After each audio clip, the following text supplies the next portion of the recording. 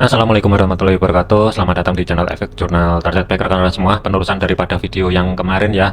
Dimulai dulu dari segi fundamental yang akan rilis nanti jam setengah 9 malam. Itu ada retail sales-nya, ada beberapa data yang mesti diantisipasi untuk nanti ya. Yang pertama adalah di retail sales-nya monthly untuk bulan Oktober kemarin itu diperkirakan ada sedikit penurunan 0,5% menjadi 0,3%. Kalau misalkan data yang keluar itu ternyata di bawah dari perkiraan di sini dan di bawah data yang sebelumnya, ini kemungkinan indeks dolarnya akan tertekan, ada potensi kemungkinan akan terkoreksi, dan gold ada peluang untuk dorong ke atas. Tetapi hati-hati, data yang sebelumnya di sini ini rawan direvisi. Jadi lihatin nanti apakah ada revisi atau tidak, baru nanti aktualnya di sini di atas data atau di bawah data yang sebelumnya yang rilis nanti ya. Kemudian dari monthly, penjualan retail dari monthly-nya di bulan Oktober ada dua ya. Yang kedua ini 0,4% diperkirakan sedikit ada penurunan menjadi 0,3%. Kesimpulannya, kalau misalkan kedua data tersebut adalah negatif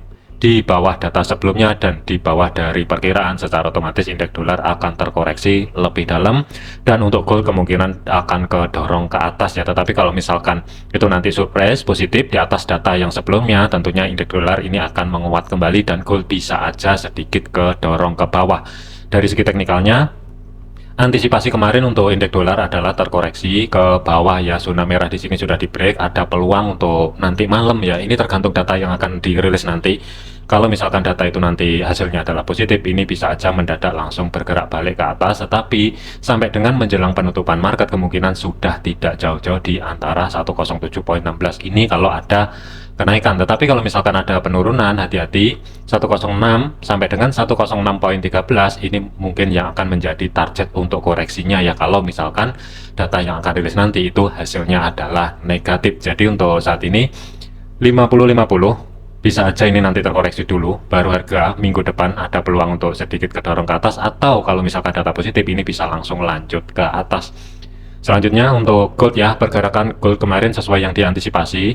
Kalaupun harga ini mampu bergerak di atasnya support 3 ya, 2554, ada peluang untuk koreksi, dan kurang lebihnya ya pas di zona merah di sini ya, di antara 2574 sampai dengan 2581, dan ini kan masih belum dijebol ke atas ya. Jadi waspada aja. Kalau kita lihatin dari segi time frame H1 pun penurunannya tadi itu kurang lebih juga dipasin di 2554 pembulatan ya. Hati-hati di sini kalau kita lihatin juga ada terbentuk bullish flag ya, tetapi dari segi time frame kecilnya, kalau misalkan ini valid dan harga tidak mau bergerak di bawahnya 2554, ada peluang mungkin akan menuju level area sedekat mungkin dengan 2600 ya. Ini juga tergantung data nanti malam. Tetapi kalau misalkan datanya itu ternyata positif, kemungkinan 2554 ini akan dijebol dan gold ini bisa aja dengan cepat langsung bergerak mendekati level area 2527. Jadi kenaikannya ataupun penurunannya gold malam ini itu tergantung data yang akan rilis nanti malam jam setengah 9 ya. Jadi zona pantaunya sementara untuk gold malam ini itu kalau misalkan ada kenaikan 2581 sampai dengan 2574 ini dijebol atau tidak level area 2581. Kalau misalkan 2581 dijebol, ada peluang mungkin akan mendekati level area 2600, maksimum adalah di antara 2607 ya. Tetapi kalau misalkan data positif dan gold kedorong ke bawah, kuncinya ada di 2554 di sini ya. Kalau misalkan kehilangan level area tersebut, ada peluang kemungkinan mendekati level area 2527. Tetapi penutupan market nanti malam itu kemungkinan sudah tidak jauh-jauh. Kalaupun kedorong ke bawah, pantau di level area di antara 2542 sampai dengan 2527 ya. Untuk planning saya sudah tidak ada, saya udah clear semua. Planning adalah semuanya untuk minggu ini sell ya, dan semuanya sudah TP, tinggal satu aja yang masih hold, tetapi ini di atas banget ya. Tetapi untuk entryan untuk minggu ini saya sudah nggak ada. Cuman untuk rekan-rekan yang mau planning baik buy ataupun sell ya, perhatikan level-level di sini aja. Tentunya itu sesuaikan juga dengan analisa rekan-rekan semua ya. Jadi masih ada peluang, kemungkinan ini 50-50, bisa aja ini nanti sedikit kedorong ke atas. Kalau misalkan 2581 bertahan, bisa aja balik ke bawah. Tetapi tergantung besaran data dari segi fundamental retail sales-nya nanti yang akan rilis itu nanti datanya seperti apa. Kalau misalkan super positif, kemungkinan ini bisa langsung cepat bergerak ke bawah mendekati level area 2527 ya. Tetapi kalau misalkan negatif, hati-hati, ini langsung bisa mendadak langsung spek ke atas mendekati level area 2600, maksimum sudah tidak jauh-jauh di antara 2607. Selanjutnya adalah untuk GBP USD. Pergerakan untuk GBP USD, harga ini flat ya, sideways, dan batasan sideways-nya dari segi time frame 1 itu di antara 1.2711 ya, batas atasnya. Batas bawah ini masih ketahan di support ke 3 weekly. Ini statusnya juga sama, tergantung dengan data juga ya. Kalau misalkan nanti positif, kemungkinan ini akan mudah dilewati dan GBP USD bisa aja langsung kedorong mendekati level area 2600. Tetapi kalau misalkan ini nanti datanya positif, hati-hati, support ke 2 weekly yang saat ini berubah fungsi sebagai level area resistance 1.2763 kemungkinan yang akan menjadi next targetnya untuk koreksi. Jadi untuk GBP USD saya juga statusnya sama, nggak ada plan untuk saat ini ya, karena udah clear semua, udah beres. Cuman untuk rekan-rekan kalau misalkan mau cari ancang-ancang setup buy, kuncinya ada di 2711 ya, 1.2711 di sini. Kalau misalkan harga mampu melewati level area tersebut dari segi teknikalnya, baru ada peluang kemungkinan akan menuju 1.2763. Tetapi kalau misalkan 1.2711 ini bertahan, dari segi body candle-nya, time frame 4 ini masih belum mampu tutup di atas level area tersebut. Hati-hati, bisa aja ini nanti kembali ke bawah. Ada potensi kemungkinan untuk GBP malam ini ya, 50% itu sideways di antara 2711 sampai dengan 1.2657, atau dia sedikit kedorong ke bawah mendekati level area 1.2600 sebagai physical press levelnya ya. Jadi untuk saat ini, untuk yang persiapan cari ancang-ancang setup buy, saran saya adalah pantau di 2711 terlebih dahulu, karena kalau misalkan tidak mampu dilewati, ini bisa aja mendadak langsung kembali ke bawah. Selanjutnya adalah untuk Euro USD. Pergerakan untuk Euro USD, harga ini terkoreksi ke atas, tetapi masih bermain-main di bawahnya level area support ke 2 weekly ya. Kuncinya untuk malam ini itu masih tetap tidak ada perubahan selama Euro USD harga masih belum mampu tutup di atasnya atau bergerak di atasnya 1.0597. Planning masih tetap cari ancang-ancang setup sell ya. Cuman kalau misalkan saya gambar ini sementara masih off dulu, belum bisa digunakan dulu. Tetapi kalau misalkan ada kesempatan sedikit kedorong ke atas, cari konfirmasi pembalikan arah, doji hammer, bullish engulfing, atau konfirmasi pembalikan arah di bawah 1.0597, baru re-entry sell ini kemungkinan akan aktif. Tetapi dari segi cara stop loss maksimum adalah 25 pip. Tetapi dari segi targetnya kurang lebih ya, kalau mau pentokin sekalian di zona yang saya blok orange di sini, ruang gerak sekitar hampir 100 pip yang berada di 1.0489 kurang lebih. Ini tentunya sih ini nggak masalah ya, jadi risk rewardnya itu 1:3 lebih tentunya. Tetapi ini masih off dulu, masih belum bisa digunakan.